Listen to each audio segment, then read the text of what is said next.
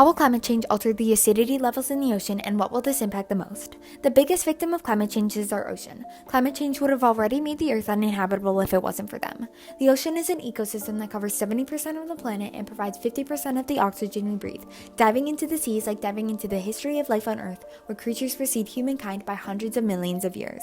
With that said, the effects of increasing greenhouse gas emissions threaten coastal and marine ecosystems and have already increased the global temperature of the ocean by more than 0.3 degrees Fahrenheit since 1969. In the 1970s, the ocean absorbed more than 90% of the warming created by humans, and had that heat gone into the atmosphere, global average temperatures would have jumped by almost 56 degrees Celsius.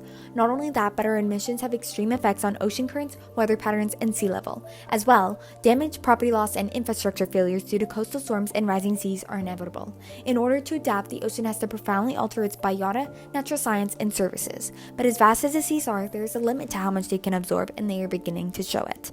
The global ocean is already experiencing the significant impact of climate change and its accompanying effects, which include air and water temperature warming, seasonal shift in species, coral bleaching, sea level rise, coastal erosion, harmful algae blooms, dead zones, new marine diseases, loss of marine mammals, changes in levels of precipitation, and fishery declines. In addition, we can expect more extreme weather events which will affect habitats and species alike. Though climate change affects many different ocean systems, I wanted to focus my attention on how climate change will alter the acidity levels in the ocean and what it will impact the most. Acidity is a measure of the concentration of hydrogen ions in a solution, in this case ocean water. The acidity of a liquid is reported as pH. The lower the pH value, the higher the acidity of the liquid. Solutions with low pH are acidic, and solutions with high pH are basic or alkaline. When carbon dioxide dissolves in seawater, it undergoes a number of chemical reactions. But the problem is that as more carbon dioxide enters the ocean, the pH level in the seawater goes down and there is an increase in ocean acidity. Ocean acidification forms when carbon dioxide molecules in the air react with water molecules that eventually build a carbonic acid due to the absorption of increased amounts of CO2. Prior to the Industrial Revolution, the average ocean pH was about 8.2. Today, the average is about 8.1. This may not seem like much of a difference, but each decrease of 1 pH unit is a tenfold increase in acidity. This means that the acidity of the ocean today is about 25% higher than it was during pre-industrial times. Ocean serving as Earth's largest carbon sink is a natural part of the global cycle. However, this process quickly falls out of balance when human activities add significant amounts of CO2 to the atmosphere. As more CO2 is emitted, more of it dissolves in the ocean, which makes the water more acidic. Ocean acidification is important to acknowledge because it poses challenges to plants and animals that are central to marine ecosystems and human society.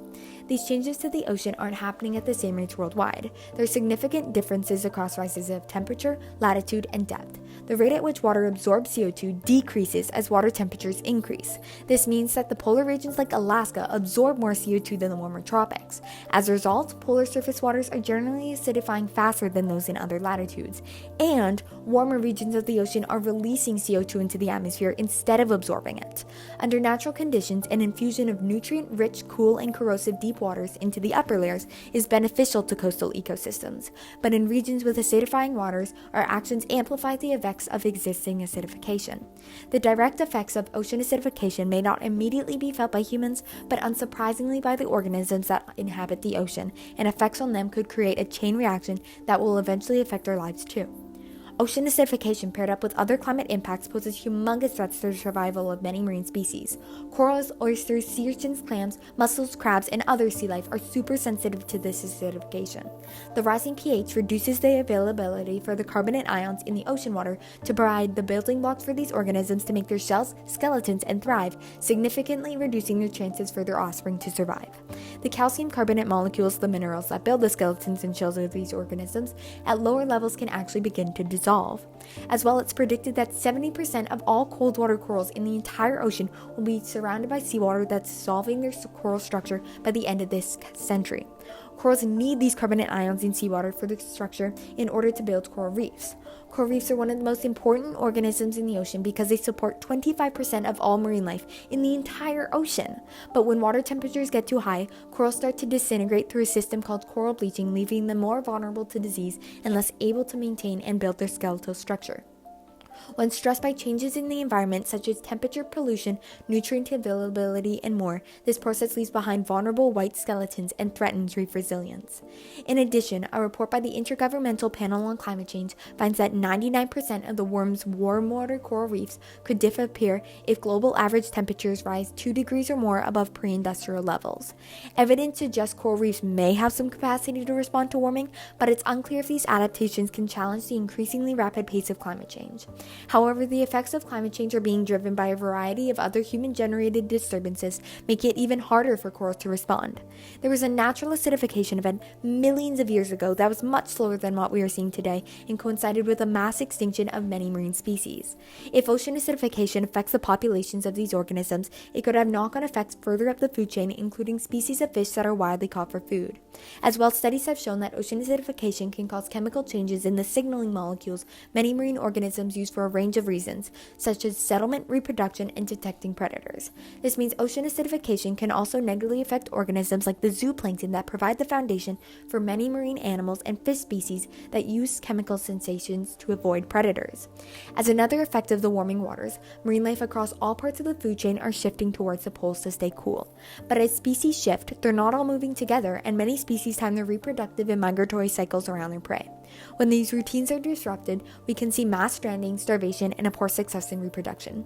In order to provide effective management, it is important to understand which species and ecosystems will be most affected by warming due to climate change in the years to come. For millions of years, the exchange of CO2 between the surface of the ocean and the atmosphere remained consistent. However, since the start of the Industrial Revolution more than 150 years ago, the ever-increasing global use of fossil fuel has caused the amount of carbon dioxide in the atmosphere to increase to a concentration that is higher now than at any time in the past 800,000 years. In fact, marine biologists around the world have come to the conclusion that ocean pH levels will soon be as low, if not lower, than they were 14 million years ago. But why should we care? How have the acidity levels in the ocean changed? What might our oceans look like in 100 years? Well, here are the worrying facts. Ocean acidification is now happening at a rate 10 times faster than any acidification in our oceans over the past 55 million years and more. Unless we can start slowing down our carbon emissions, we're expecting an increase in ocean acidity of 170% by the end of this century.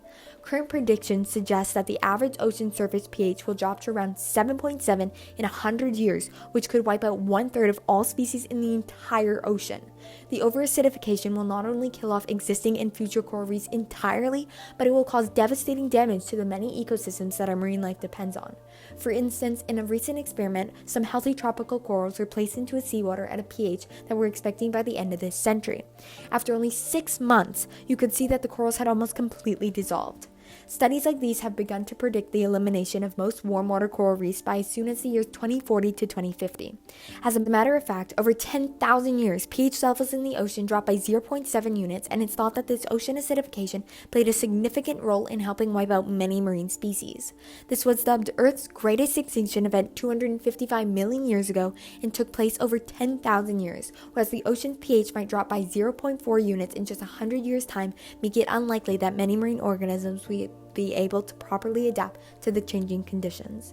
If carbon emissions aren't slowed, oceans will eventually all look like what scientists call the ocean moonscape, where the diversity of life has dropped, few types of algae have taken over, and many marine species have vanished.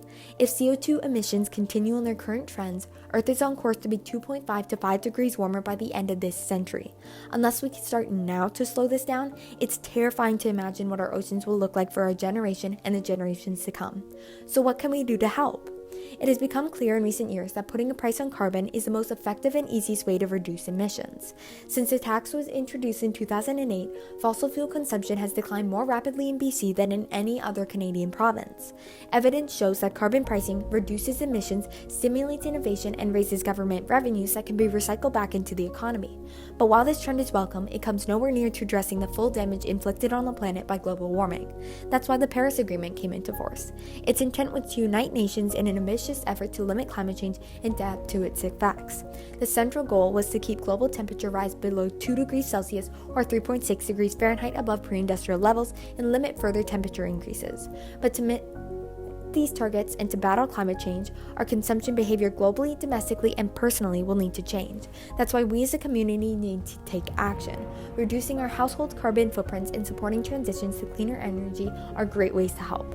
Scientists have also found that marine plants like kelp, seagrass, and mangroves have the ability to offset ocean acidification by capturing and storing carbon emissions in their roots, leaves, and stems, which wind up buried in their underwater sediment and out of the atmosphere for thousands of years. By supporting the protection and restoration of ecosystems that include marine plants, we can also make progress to an ocean that is more in balance. As well, every day we face a series of small lifestyle choices which can emit less carbon into the atmosphere.